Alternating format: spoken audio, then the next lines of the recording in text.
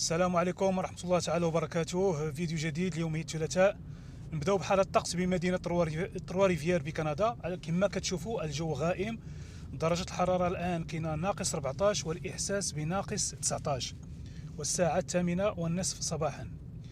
كيف شفتوا في العنوان، الوزير الأول الوزير الهجرة ديال مقاطعة كيبيك أدلى بواحد التصريح لواحد الإذاعة البارح الاثنين 22 ديسمبر 2025، وغنشوفوا الجديد. ولكن قبل بغيت نطلب منكم اذا كان ممكن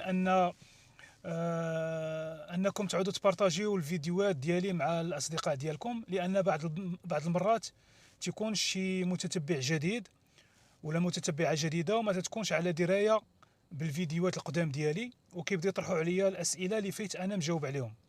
اذا كان ممكن جزاكم الله خيرا. كما قلت لكم، كما شفتوا في العنوان، الوزير الاول ديال، ماشي الوزير الاول ولكن وزير الهجره، وزير الهجره ديال مقاطعه كيبيك ادلى بواحد التصريح لواحد الاذاعه البارح. هو ما قال شي حاجه جديده ولكن عطاها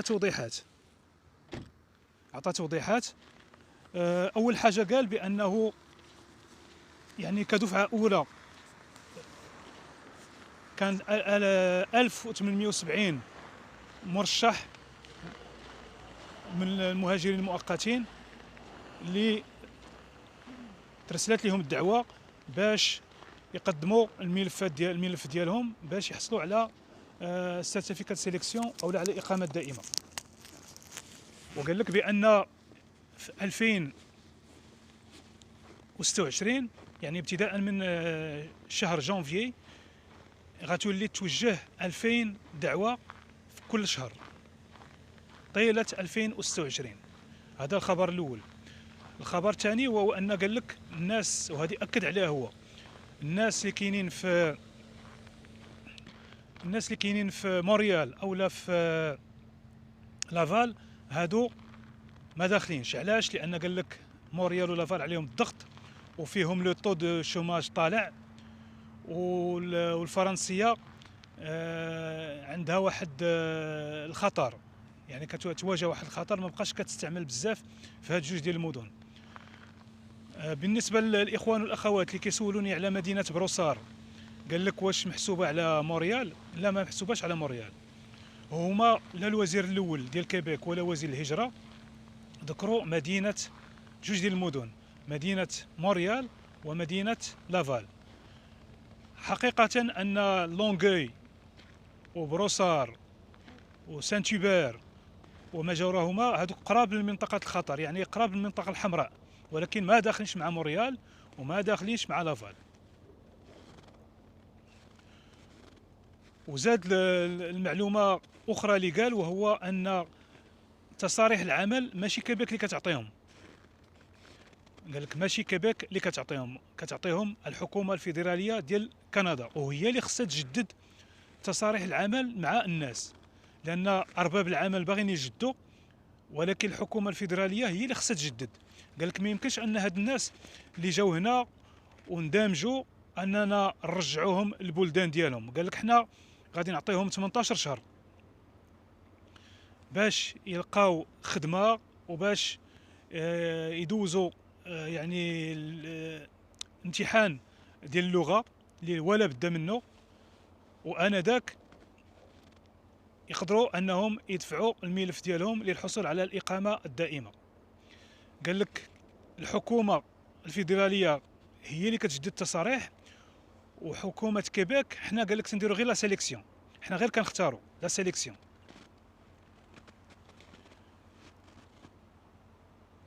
وزاد في الكلام ديالو قال لك بان الناس اللي خصهم يقدموا خصهم يكونوا خدموا على الاقل 18 شهر هنا، على الاقل 18 شهر، ويكونوا يتكلموا بالفرنسيه. ماشي التكلم هنا، خصنا نتفاهموا واحد القضيه، ماشي غير تتكلم بالفرنسيه، خصك ولا بدا ما تدوز داك الامتحان ديال الفرنسيه ولا بدا. وهو داك الامتحان ديال الفرنسيه راه كاين اللي كيدوزوا نيفو 4 وكاين نيفو 5 وكاين نيفو 6 وكاين نيفو 7 على حسب الخدمه ديالك وعلى حسب على حسب المستوى ديالك، ماشي بحال.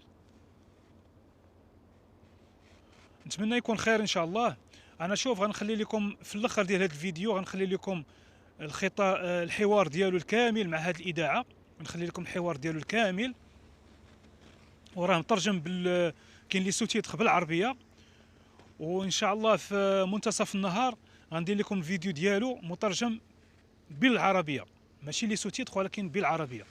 هذا الشيء باش نسهل على الاخوان والاخوات، لان كاين اللي عنده الناس ما مقادينش، كاين اللي عنده ضعيف شويه في الفرنسيه، كاين اللي هذوك لي سوتيتر كيتقراو كيدوزوا بالزربه. غادي ندير لكم فيديو اخر ديالو ان شاء الله اللي غيكون مترجم كامل بالعربيه. انا كندير المستحيل باش نوصل لكم الخبر ونعطيكم اخر الاخبار، وجايه اخبار اخرى ان شاء الله. غدا ان شاء الله ملتقانا مع فيديو اخر، وان شاء الله معلومات اخرى ان شاء الله في مستقبلا. يلا ما نطولش عليكم، راه كاين البرد، انتم كتشوفوا هاد لا ريفيير هادي ما شاء الله كاين البرد. ما نطولش عليكم، كاينه ناقص 19 كما قلت لكم بالاحساس. انا راه داير ليغون ولابس مزيان الحمد لله، راه نقدر نبقى واحد، غير ما خصنيش نطول بزاف، نقدر نبقى فيها واحد الوقت ولكن ما نطولش بزاف. يلا نخليكم على خير. هذه بالمناسبه هذه راه واحد الكافي وفي نفس الوقت كلوب ديال الكاياك. هنا فين كيديروا لي كاياك ديالهم، ها هما الهونغار، وهنا هادشي الماتيريال ديالهم. دابا حيت مسدود راه تيكون سادين هادشي، وراه بعض لي كاياك راهم محطوطين تما مغطين بالثلج. كيجيو التلاميذ ديال المدرسه بعض المرات تكون عندهم انشطه هنا، راه فيه درت واحد الفيديو، تكون عندهم انشطه كيكريو لهم المدرسه، كيكريو لهم لي كاياك وكيدخلوا هنا في هذا النهر هذا. وهذه كما قلت لكم كافي، وفي نفس الوقت كلوب ديال الكاياك.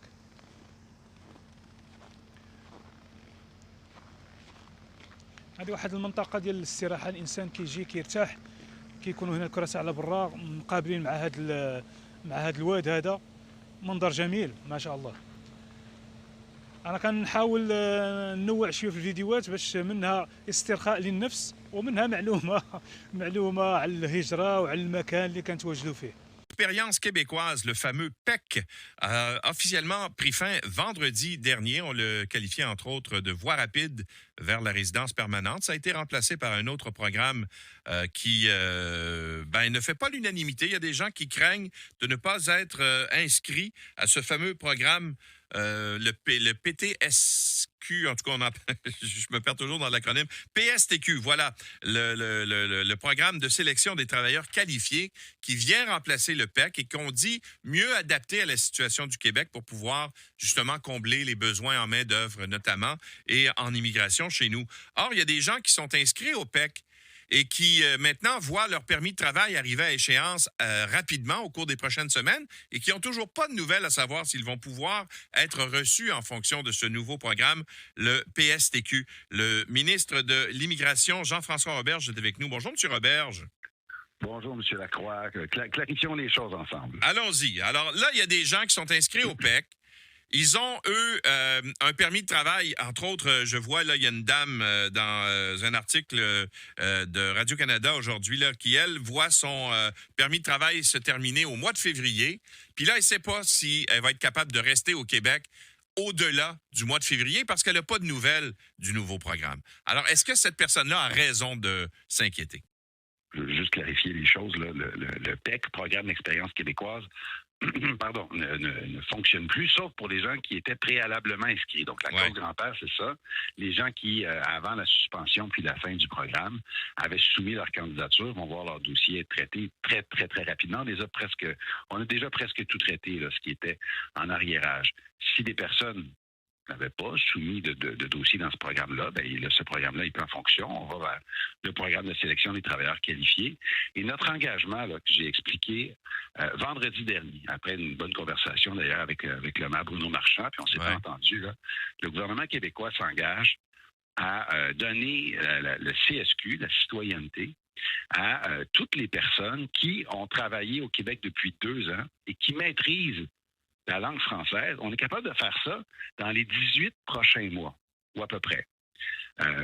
sauf à Montréal et à Laval, parce qu'on a des enjeux qui sont très, très différents à Montréal et Laval en matière de taux de chômage, en matière de capacité d'accueil, d'intégration, de francisation, mais pour tout le reste du Québec, en 18 mois, on est capable de faire ça. L'enjeu, c'est que c'est pas Québec qui donne des permis de travail. Nous, on sélectionne des gens qui viennent comme travailleurs étrangers dans le programme québécois ou par exemple des étudiants étrangers. Mais le permis de travail qui vient avec une échéance, il est donné par le gouvernement fédéral. Et dernièrement, il a décidé d'être beaucoup plus avare et de ne pas renouveler plusieurs permis de travail. Ce qu'on dit au gouvernement québécois, c'est la clause grand-père, là, c'est là qu'elle doit aller. Les gens qui sont déjà sur le territoire québécois, qui occupent un emploi, bien, renouvelons leur statut temporaire, renouvelons leur permis de travail. Le temps qu'ils décident s'ils veulent rester pour la vie ici, c'est pas tout le monde qui veut la résidence permanente. Il y en a qui viennent comme travailleurs étrangers, veulent retourner dans leur pays ensuite. Mais ceux qui veulent rester ici, bien, donnons-leur le temps d'appliquer dans le programme, donnons-leur le temps d'apprendre le français si c'est pas le cas. Puis on va y arriver. Mais il n'y a pas d'urgence à retirer des permis de travail à des gens qui sont, par exemple, en Beauce ou au Saguenay depuis 3-4 ans, qui occupent un emploi. Il n'y a pas d'urgence là. Et c'est là où on demande à Ottawa de nous donner un coup de main. Bon, alors je vous cite le cas de cette Française, là. On va le prendre comme cas d'espèce, comme ça on pourra voir si effectivement ça peut la rassurer. Alors, elle s'appelle Madame Guillermic. Elle est installée au Québec, elle, depuis 5 ans. Elle veut devenir résidente permanente canadienne. Elle a déclaré son intérêt dans le cadre du PSTQ en août dernier, mais elle est toujours dans l'attente et le temps presse, dit-elle, parce que son permis de travail post-diplôme expire d'ici février 2026. Alors, est-ce qu'elle a raison de s'inquiéter? Et que ce soit pour vous une décision qui vient de vous ou du fédéral, comme vous dites, qui n'accorde pas assez rapidement les permis de résidence, est-ce qu'elle a raison de s'inquiéter? Ça va vite, le février, là. Donc, elle a son permis de travail post-diplôme, ça veut dire qu'elle est arrivée ici comme étudiant étranger, étudiante étrangère.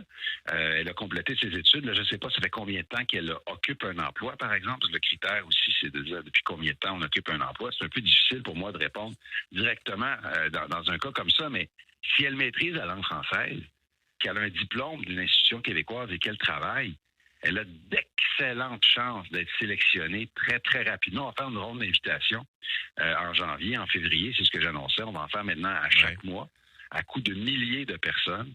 Et les profils que l'on recherche le plus, ce sont des gens, justement, qui ont un diplôme d'institution québécoise, parce qu'il n'y a pas de question là d'enjeu de reconnaissance des diplômes, de savoir si les gens vont avoir droit de pratique. Quand ils sont diplômés au Québec, ça va beaucoup mieux. Donc là, comme je vous dis, il y a peut-être des petites choses là, qu'on ne sait pas de son dossier, mais des francophones qui travaillent, qui sont diplômés au Québec, normalement, ça devrait aller très rapidement. Bon. Mais on entendait les cas, je sais que vous avez parlé au maire Marchand vendredi dernier, mais eux avaient mis en évidence des cas, entre autres, dans la restauration à Québec. Moi, j'ai une amie qui a un restaurant à Québec. Et elle me dit que dans la cuisine de son restaurant, si les gens qui sont issus de l'immigration n'était pas là et elle serait obligée de fermer son restaurant. Il y a 12 personnes dans la cuisine. Ce sont tous des immigrants. Puis, il y a plusieurs de ces personnes-là qui veulent rester chez nous, qui parlent français, mais qui n'ont pas de nouvelles du fameux programme, votre nouveau programme encore, et qui ne savent pas s'ils vont pouvoir rester. Alors, on comprend qu'ils sont dans l'incertitude, ces gens-là, et qu'ils s'inquiètent, n'est-ce pas? Bien, je comprends parce qu'on vient de créer le programme. Hein. Donc, c'est comme si c'est comme un nouveau véhicule là, qui sort de l'usine. Les gens disent, ouais, bon, est-ce que c'est fiable, ça, là? Mais le programme, il est tout nouveau. On a fait une première ronde d'invitation à 1870 personnes en décembre. Mais ça va être à coût de 2000 et plus à partir de janvier, à chaque mois. Et comme je l'ai dit au maire Marchand, comme je le dis à tout le Québec, là, les gens qui ont un emploi depuis plus de 2 ans, qui maîtrisent la langue française, qui sont à l'extérieur de Montréal et Laval, on va être capable de les régulariser dans les 18 mois. Ce qu'on demande à Ottawa, c'est de redonner les permis de ces personnes-là, dont on va vous parler, ces cuisiniers-là, qui sont ici, qui prennent la place de personnes qui occupent déjà un logement. Donc, c'est pas des nouvelles personnes qui arrivent dans un contexte de crise du logement. Ils sont déjà sur le territoire. Il ne faut pas leur retirer leur permis de travail, les expulser dans l'intervalle. Et c'est là où on doit travailler ensemble. Je voudrais bien, M. Lacroix, dire très bien, Québec va renouveler les permis de travail, mais c'est pas possible. Ça ne nous appartient pas dans la fédération. Je comprends, mais c'est là que les gens vous demandent d'intervenir. Le faites-vous auprès de votre homologue fédéral de dire, bien, regardez, là, on a tel cas, on peut-tu accélérer le processus ou les mettre en priorité pour faire en sorte que ces gens-là sortent de l'incertitude? Quand tu es immigrant, tu es installé dans un pays depuis 5 ans, puis à un moment donné, tu as comme cette espèce d'échéance qui arrive à grands pas, et tu sais même pas si légalement tu vas pouvoir rester dans ton pays d'accueil. Et c'est extrêmement, insécurisant, n'est-ce pas? Alors, est-ce que vous avez des contacts hebdomadaires avec le fédéral pour leur dire, regardez, là, tel dossier, il faut traiter ça, puis en urgence? Oui, on a des contacts. Je ne vais pas au cas par cas, M. X, Mme Y. Ce qu'on dit, c'est la dynamique dont je vous parle, le fait de retirer des permis de travail à des gens qui occupent des emplois en région, qui sont ici depuis des années. On dit, arrêtez-moi ça. Je l'ai dit, je l'ai écrit à la ministre Adjou, qui est la ministre de l'Emploi. Ouais. J'ai eu des conversations personnelles avec la ministre Diab, qui est la ministre de l'Immigration. J'ai parlé avec M. Lightbound, qui est le lieutenant du Québec. J'ai parlé la semaine passée. J'ai dit, c'est une urgence. C'est pas le temps de dire on va faire un comité, un rapport, un chantier, je sais pas quel autre nom, pour dire que ça bouge pas. Là. C'est l'urgence. Là. Faites-nous ça. Là. Ça presse parce qu'il y a des gens pour qui là, le sablier, là, les grains tombent dans le sablier et ils sont très, très, très inquiets. Et si Ottawa expulse ces personnes-là, d'un point de vue humain, c'est difficile. Mais après, qu'est-ce qui va arriver dans 6 mois? Ils vont finir par voir la lumière. Mais ils vous répondent quoi quand vous leur parlez, M. Roberge? Ils vous répondent quoi? Écoutez, ils nous répondent qu'ils sont sensibles, qu'ils étudient la question. On m'avait dit il y a quelques mois que c'était rendu sur le bureau du premier ministre Carney, parce que M. Legault lui-même en a parlé de cette situation-là directement au premier ministre Carney. Donc, il semble que c'est monté tous les étages, que c'est rendu sur le bureau du premier ministre. Là, puis d'ailleurs, je suis content d'avoir l'occasion de vous parler ce matin, parce que je suis certain qu'il y a pas mal de députés, de ministres canadiens et de leurs attachés, leur cabinet qui nous écoutent. Écoutez, mon téléphone va être ouvert tout le temps des fêtes. Si mes homologues fédéraux veulent m'appeler pour régler ça, là, je prendrai congé et je réglerai ça avec grand plaisir. M. Roberge, merci d'avoir été avec nous et d'avoir fait le point là-dessus. Merci. Joyeux Noël, puis beau temps des fêtes à vous, à vos auditeurs. À vous de même. Jean-François Roberge est ministre de l'Immigration, de la Francisation et de l'Intégration.